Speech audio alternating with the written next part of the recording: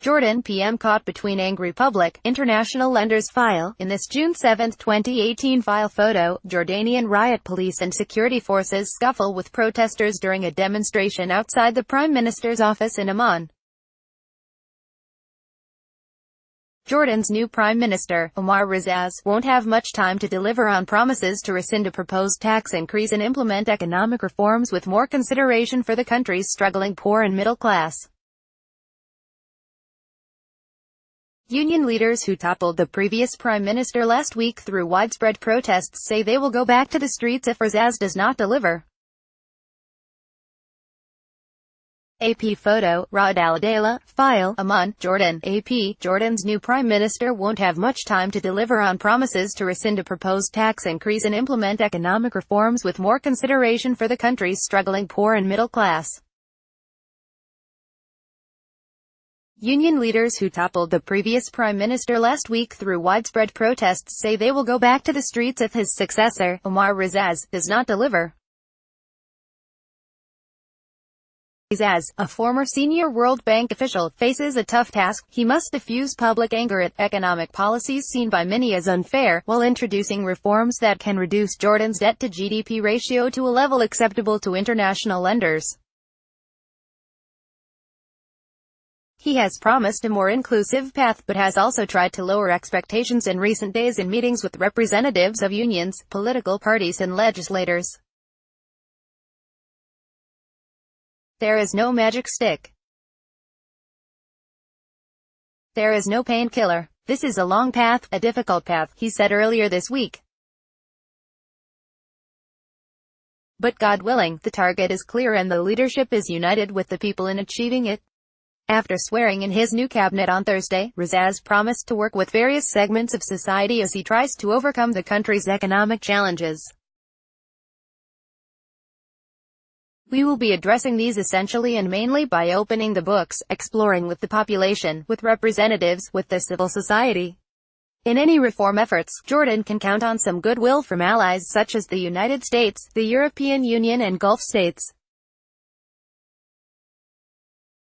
Considered too strategic to fail, Jordan has received generous economic and military aid to ensure its relative stability in a turbulent region. Earlier this year, the U.S. pledged a total of nearly $6.4 billion for Jordan through 2022. Several days ago, 3 Gulf states promised $2.5 billion in aid over 5 years.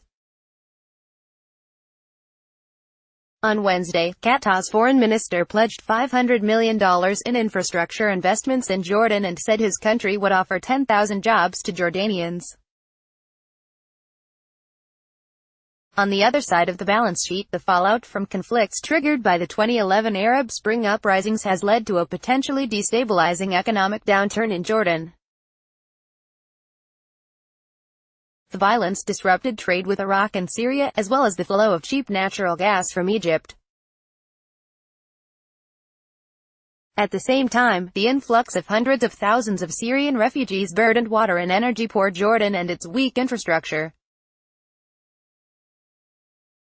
Jordan's debt-to-GDP ratio now stands at about 96%, while unemployment hit 18.4%, the highest in 25 years, according to the Department of Statistics.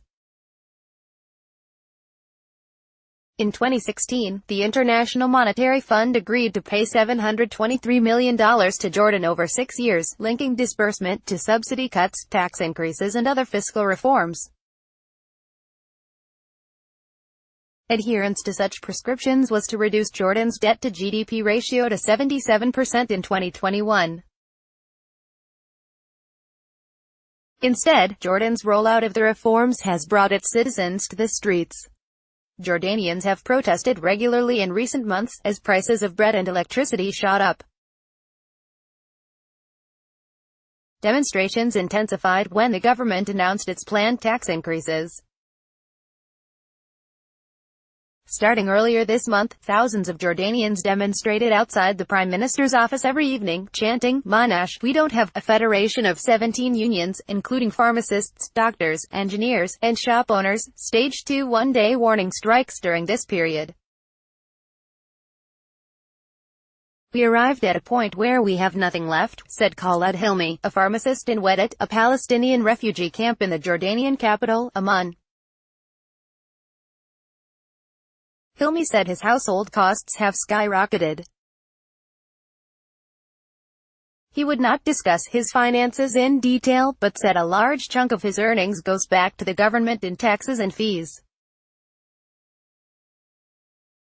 The government does not provide decent services in return, he said, adding that he must send his 4 children, including an autistic 9-year-old son, to expensive private schools to ensure they have a shot at a decent future. They're asking me to give so much to the state, he said.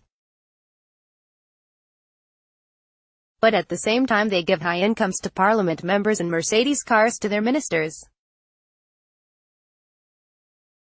The citizens are paying the bills for the government and the state doesn't provide me anything. Razaz has promised to scrap the new tax bill, which would have lowered the bar for taxable individual income from 12,000 dinars, $17,000, to 8,000 dinars, $11,300 a year, and increased taxes on key sectors like agriculture, which employs many of Jordan's poorest citizens.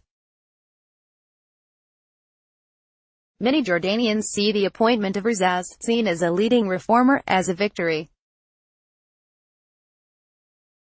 Others note that King Abdullah II, who has final say on all policy, has reshuffled governments in the past to quell public discontent, without green-lighting fundamental reforms. The new cabinet does not include members of his predecessor's economic team. But many other holdovers from the last cabinet were retained. What we are dealing with is purely a political recipe rather than an economic recipe, said analyst Amir Al-Sabaila. The appointment of a new prime minister might offer citizens some hope, he said. But when it comes to numbers and economic facts, I'm a bit pessimistic that there's nothing changing, at least in the short term, he added. Jawad Anani, the head of the Amman Stock Exchange, said the way forward is to stimulate growth, arguing that Jordan's economy has reached a point where further taxation actually decreases government revenues. It would just be lunatic to continue to apply the same recipe with the same ingredients and same utensils, in hopes of getting a different dish, said Anani, a former cabinet minister. He hopes the IMF will allow Jordan to delay the tax plan for 2 to 3 years, enabling the government to spend on development and investment instead, until citizens are in a position to pay higher taxes. The IMF has signaled potential flexibility.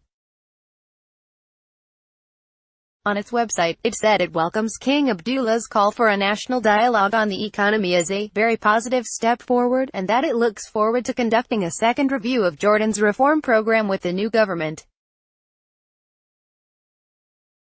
Ali Al-Abouz, president of the Professional Associations Council, which led the protests, said any reform program should address what he believes is widespread official mismanagement. The debt wouldn't exist if not for corruption, he said, expressing a widely held view in Jordan. If they manage to bring half of the stolen money to the treasury, we will not suffer the way we are suffering now. The union leader said ordinary Jordanians should be given a voice in the new reform program. Hilmi, the pharmacist, said the government and its new promises are well-intentioned. But we are on standby, he said. If they don't fulfill their promises, we will return. Copyright 2018 The Associated Press. All rights reserved. This material may not be published, broadcast, written or redistributed.